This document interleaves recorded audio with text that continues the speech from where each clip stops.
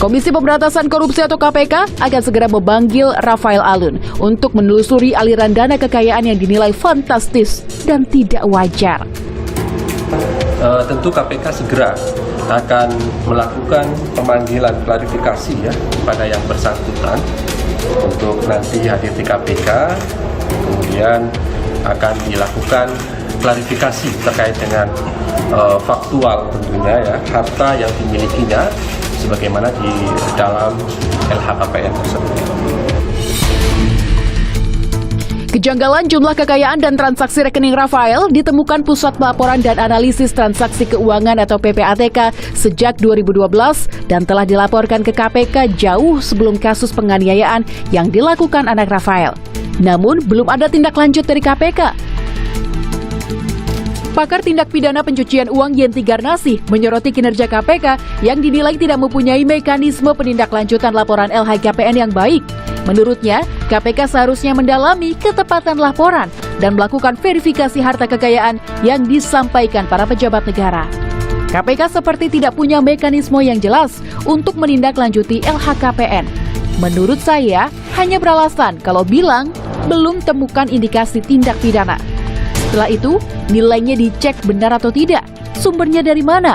Setelah itu, laporan berkala. Kalau ditemukan ada yang tidak wajar, itu dikejar harus ditindaklanjuti. Bukan lapor saja, lalu sudah selesai. Sementara itu, Rafael Alun mengajukan surat permohonan pengunduran diri dari jabatan dan status aparatur sipil negara Ditjen Pajak per 25 Februari 2023 pasca pemecatannya oleh Menteri Keuangan. Dalam surat tersebut tertulis, "Bersama ini, saya Rafael Alun Trisambodo menyatakan pengunduran diri atas jabatan dan status saya sebagai aparatur sipil negara Direktorat Jenderal Pajak mulai Jumat 24 Februari 2023. Saya akan mengikuti prosedur pengunduran diri di Direktorat Jenderal Pajak sesuai dengan ketentuan yang berlaku. Saya tetap akan menjalani proses klarifikasi mengenai laporan harta kekayaan penyelenggara negara atau LHKPN dan mematuhi proses hukum yang berlaku atas kejadian yang dilakukan anak saya." Menko Polhukam Mahfud MD pun angkat bicara. Pengunduran diri Rafael Alun tidak boleh menghentikan proses penyelidikan terhadap harta kekayaannya. Karena bapaknya sebagai pejabat Kementerian Keuangan itu sudah diberhentikan dan kemudian minta mengundurkan diri. Tapi menurut saya mengundurkan diri itu tidak menghilangkan proses hukum.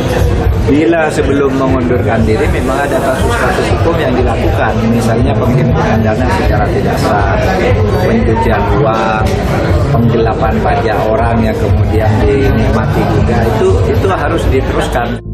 Sesuai Peraturan Badan Kepegawaian Negara Nomor 3 Tahun 2020, permintaan pengunduran diri aparatur sipil negara atau ASN yang sedang dalam pemeriksaan dugaan pelanggaran disiplin harus ditolak. Sebelumnya, Rafael Alun Trisambodo menyampaikan permintaan maaf atas penganiayaan yang dilakukan anaknya, Mario Dendi Satrio, terhadap David, anak pengurus pusat JP Ansor Jonathan Latumahina. Dalam permintaan maafnya, Rafael menegaskan bahwa kasus ini merupakan masalah pribadi keluarga.